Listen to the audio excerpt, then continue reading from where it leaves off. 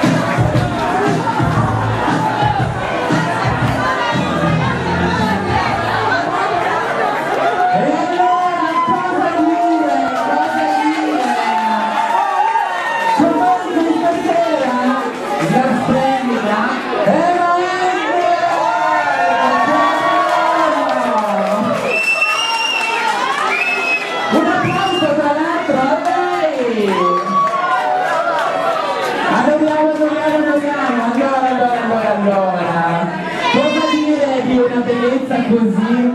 Cioè, mi manca il fiato, cioè, avrei voluto essere come lei, ma purtroppo ci devo lavorare. E allora, Eva, come è andato il viaggio? Tutto bene? Facciamo un saluto agli amici di Milano 26.